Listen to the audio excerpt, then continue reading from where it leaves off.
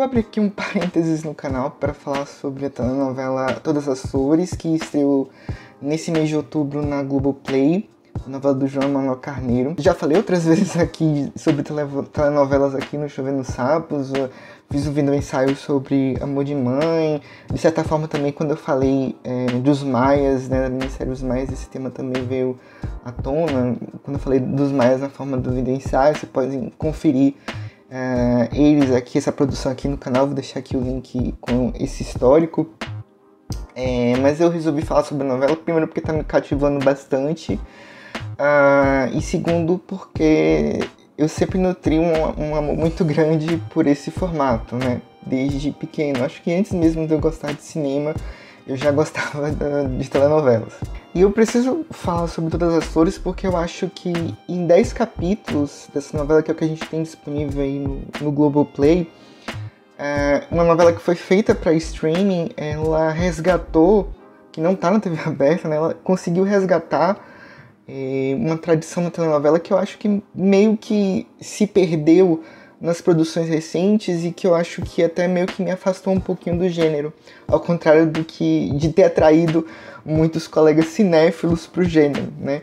Eu sempre achei que as novelas recentes, elas sempre tiveram muito essa pretensão de incorporar na telenovela uma qualidade, uma pretensa qualidade cinematográfica, um investimento maior nos planos, um investimento maior na fotografia dessas novelas, quando que o que sempre garantiu o interesse do público por esse formato, acompanhar uma história em não sei quantos capítulos, né, é a questão do texto, né? A maneira como o autor lida com esses personagens, com a trama, como lida com a questão dos ganchos, como torna instigante uma narrativa clássica para o espectador.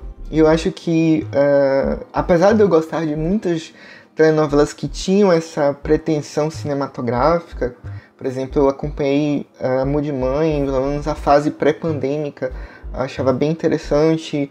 Pantanal também foi uma novela recente que eu acompanhei, que tinha um pouco dessas características, mas eu sempre achei que, até mesmo nesses trabalhos, o que mantinha a gente ali preso na televisão, nesse formato específico, era o texto, era a maneira como o autor conduzia essa história, como ele apresentava os seus personagens, como ele dava espaço para os atores criar essas personagens. Claro que uma direção é sempre uma direção empenhada, né, em transformar, em fazer coisas mais inventivas e criativas para aquele produto. Ela sempre é bem-vinda, mas eu acho que o aspecto principal desse produto sempre foi a questão do texto, né, e de lidar com essa história clássica, né, com folhetim, com melodrama, com personagens que trafegam ali por estereotipias, né, e como lidar com essas estereotipias, né. Eu acho que Todas as Flores têm lidado de maneira muito bem com isso, e é bem interessante perceber isso na própria carreira do João Emanuel Carneiro, né. Ele veio ali de um grande sucesso do público, que foi a Avenida Brasil, não só do público, mas foi uma novela que saiu um pouco dessa bolha dos noveleiros, né? Todo mundo assistia Avenida Brasil e sempre se falava dessa novela como algo muito inventivo, na maneira até mesmo como a própria Maura Malte, né, dirigia, né, aquele texto. E sempre se colocou acho que o próprio João Emanuel Carneiro se colocava nessa cobrança, né, de fazer nas novelas seguintes dele, que foi A Regra do Jogo e O Segundo Sol, algo que meio que, assim como a Avenida Brasil, de alguma maneira inventasse a roda da telenovela. Mas eu acho que nem mesmo em Avenida Brasil, ou mesmo A Favorita, que foi outro sucesso do autor, claro que esses aspectos eram levados em conta, mas eu acho que o que garantia mesmo o sucesso era a maneira como ele construía essas histórias e como ele lidava com essa jornada clássica da vingança, como ele lidava com esses arquétipos do mocinho, do vilão. Ele construiu duas vilãs que são icônicas, né? a Flora da Favorita, a Carminha da Avenida Brasil, até mesmo antes, se a gente for pensar, por exemplo, da Cor do Pecado, a Bárbara, né, a personagem da Giovanna Antonelli. Então ele sempre fez isso muito bem. Eu acho que aqui em Todas as Flores, ele estando mais relaxado, depois dessa tensão que ele viveu nesses trabalhos que seguiram Avenida Brasil, acho que ele conseguiu relaxar e fazer aquilo que ele sabe fazer de melhor, sem muita pretensão, sem querer se colocar nesse lugar da pessoa que está inventando algo. O que a gente tem em Todas as Flores é a clássica história da gata borralheira. A gente tem a Maíra, que é uma moça cega, a personagem da Sophie Charlotte. Ela descobre recentemente a identidade da mãe dela, que é a Zoé, a personagem da Regina Casé, e ela descobre num momento muito difícil da vida dela, que ela acaba de perder o pai. Então ela decide morar com a mãe no Rio de Janeiro, só que ela mora com a mãe e com a irmã dela, que é a Vanessa, que é a personagem da Letícia Colin. A Vanessa ela tá passando por um momento delicado também, porque ela tá com leucemia, e a Zoé vê nessa nova irmã uma oportunidade de salvar essa outra filha, porque a Maíra acaba se tornando doadora de medula da Vanessa. Só que aí, depois, a Maíra ela acaba se apaixonando pelo Rafael, que é o noivo da Vanessa, e isso acaba degringolando alguns atritos ali entre as duas irmãs. O João Manuel ele tem uma habilidade muito grande para escrever vilãs, né? E aqui a gente tem duas, é um prato cheio para ele. A gente tem uma vilã clássica, que é a Vanessa, né? Que é a personagem da Letícia Colin, que é aquela psicopata clássica, né, que diz os maiores absurdos a cada capítulo, ela vai numa crescente de loucura, né, dessa obsessão dela com a irmã. Ao mesmo tempo a gente tem a Zoé, que é a personagem da Regina Casé, que é uma vilã mais nuançada, ao mesmo tempo que é uma trambiqueira, tá muito claro isso pra gente, ela tá envolvida num crime horroroso, que é exploração infantil. Ela é capaz, a gente percebe no momento que ela começa a nutrir algum tipo de sentimento por essa nova filha, a Maíra. E é muito interessante, sempre que o João Manuel Carneiro coloca essas duas personagens, porque elas contracenam bastante, a Letícia Colin e a Regina Casé, né, as duas, quando ele coloca as duas juntas, sempre saem cenas muito interessantes, diálogos muito curiosos, assim, e as duas elas estão ótimas em cena, assim, quando as duas estão juntas é uma coisa meio mágica, assim.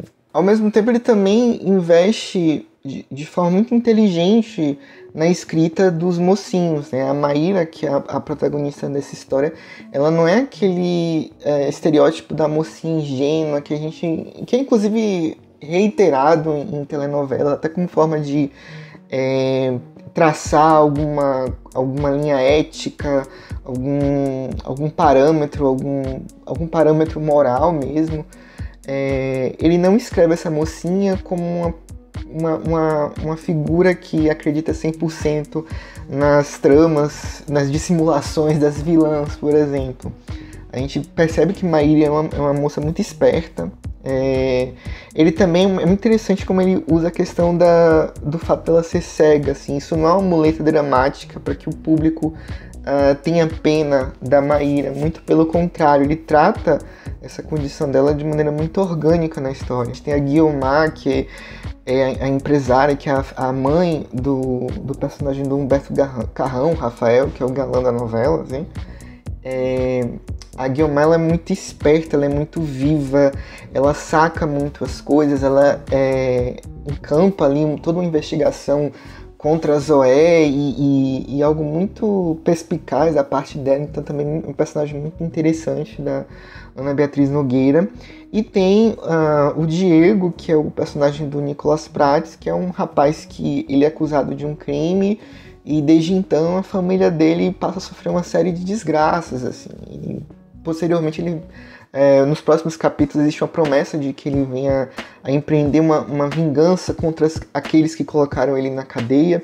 E é um personagem que também é interpretado de maneira muito interessante pelo Nicholas Prats, assim, eu confesso que eu nunca vi nenhum trabalho de grande destaque dele, ele aqui tá me impressionando bastante. E existem outros núcleos de outros personagens que são igualmente ricos, né? Tem o Fábio Assunção, que vive uma figura tão dúbia quanto a Zoé, e tem também até uma dinâmica também muito interessante com a Regina Casé. A gente tem o personagem do Douglas Silva, né, que é um ninfomaníaco, que esconde ali as traições dele da esposa, e inventa uma série de histórias para tentar fazer com que esses casos extraconjugais dele não venham a público. A gente também tem um personagem do Newton Bicudo, que é um bissexual, e ele acaba se interessando, se apaixonando por uma atriz pornô, que é interpretada pela Thalita Caralta. Tem sido essa habilidade do João Manuel Carneiro de escrever essas personagens, a trama que elas estão inseridas, né, sempre com ganchos muito instigantes, que fazem a gente querer acompanhar aquilo mesmo, ver o que vai acontecer no próximo episódio, né. Pra vocês terem uma ideia, eu não sou uma pessoa habituada a fazer maratonas de séries, e assim, em Todas as Flores, esses 5 capítulos semanais eu tenho conseguido assistir em 2 dias, assim, não consigo deixar de assistir, tipo, um capítulo a cada dia. Eu tenho que assistir de maneira corrida esses capítulos, porque é sempre muito instigante a maneira como ele expõe essa história, né? Claro que a gente tem uma diferença, né, de que, diferente da novela usual, a gente aqui tem 80 capítulos, então ele tem que enxugar tudo, então torna tudo muito mais ágil do que o esperado. Mas eu acho que ele não conseguiria um resultado tão interessante, vi de outras experiências de novelas no streaming, como foi o caso, por exemplo, da Verdades Secretas 2. Acho que ele não conseguiria um resultado tão interessante em Todas as Flores se não fosse essa habilidade que o João Manuel Carneiro tem para escrever esse tipo de história com essas personagens e pendendo para um clássico, né? Não procurando inventar a roda da telenovela. É isso, gente. Eu me aventurei aqui em falar uma coisa que não fosse cinema para vocês. Espero que vocês tenham gostado, né? Vocês estão assistindo Todas as Flores, não estão assistindo? Diz aqui nos comentários se vocês assistiram, o que vocês estão achando. Se vocês não assistiram, o que vocês têm aí de expectativas? Vocês concordam ou não concordam com as coisas que eu falei sobre a telenovela aqui no canal?